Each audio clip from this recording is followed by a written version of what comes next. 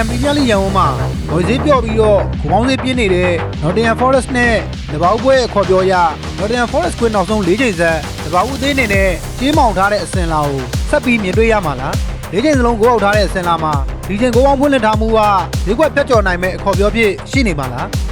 စူပါဆန်ဒေးရဲ့ပွဲကောင်းတစ်ပွဲဖြစ်တဲ့စပါးနဲ့အာဆင်နယ်တို့ရဲ့လန်ဒန်ဒါဘီအားပြိုင်မှုမှာစပါးကွင်းနောက်ဆုံး၃ချိန်ဆက်အနိုင်ရထားတဲ့အာဆင်နယ်အသင်းရပဲဆက်ပြီးအောင်ပွဲခံသွားမှာပါလားမီးပြတဲ့တူတော်ရဲ့ပွဲဥဒ္ဒမှာပါအသင်းနေနဲ့တိုက်ပွဲဝင်စိတ်အပြည့်နဲ့ပရီးမီးယားလိရှစ်ပွဲဆက်နိုင်ပွဲပြောင်းနေမှုကိုအဆုံးသတ်ပြနိုင်မှာပါလားတွေးစရာရွေးစရာဆန်းစစ်ဖို့ရာရှိနေတဲ့ပရီးမီးယားလိပွဲကောင်းတွေကိုပြည်တွင်းနေမှာစူးစမ်းဖို့ရှိပါတယ်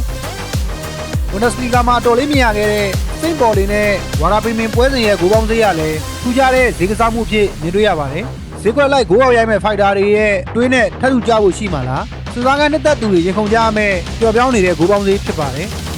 စပိန်လာလီဂါဘက်မှာတော့ဒီတာဖေးနဲ့စီဗီလာတွေ့ဆုံမှုဂိုးဈေးခေါ်ပြောရလဲဈေးကွက်ပွင့်သူတွေရဲ့လှည့်ပြောင်းမှုတွေနဲ့ပြည့်နှက်နေပြီးတော့ဂိုးအောက်သမားတွေကိုမောင်းထုတ်ထားတဲ့ပုံစံရှိပါတယ်ဘလို့ပဲလာလာဂိုးပေါ်ပဲရင်းနှီးမဲ့ညီကိုတွေအတွက်လှပတဲ့ထောင်ချောင်းတစ်ခုဖြစ်နေမလားဆိုတာကိုစောင့်ကြည့်ရမယ့်ပွဲစဉ်တစ်ပွဲဖြစ်ပါတယ်လီဗန်ဒေးပေါ်ဘာစီလိုနာရဲ့အကြောပေးထားမှုကပြင်းလွန်းနေပြီးတော့ဂိုးပေါင်းနဲ့ချိန်ထိုးခြင်းတစ်ဖက်ဖိတ်အသွင်ဆောင်နေတဲ့ပွဲတစ်ပွဲဖြစ်လာမလားဆိုတာကိုစိတ်ကူးကူမျိုးဖို့ကောင်းနေတဲ့ပွဲစဉ်တစ်ပွဲဖြစ်ပါတယ်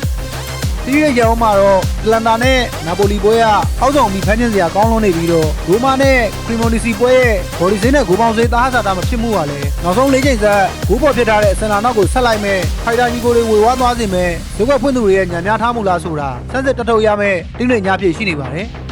ကန်တိုင်းလက်သေးသမားဖြစ်စေဈေးကွက်ဖွင့်သူတွေနဲ့ပြိုင်ကျမ်းမဲ့လက်ကြီးသမားဖြစ်စေစက်ကူးတွေးတွေကိုလက်တွေ့အကောင့်နဲ့ပေါ်ကျင်နေဆိုရင်တော့ဘော်ဒီဂိုးပေါင်းရခုံလို့သူတွေအတွက် iPad 789အရင်နဲ့ပြီးအမြတ်များစေတဲ့မောင်းတွေကစားကျင်သူတွေအတွက်555 miss 2 to score လို့ခေါ်တဲ့ BTT ရဲ့ yes or no ရွေးချယ်မှုအားတန်တဲ့ညီကိုတွေအတွက် miss 247ဒီလို application တွေတနေရာထဲမှာအပြည့်အစုံရှိနေတဲ့စာကြောင်းထံမှာအားပေးရကုန်ကြည့်ဖို့ဖိတ်ခေါ်ချင်ပါတယ်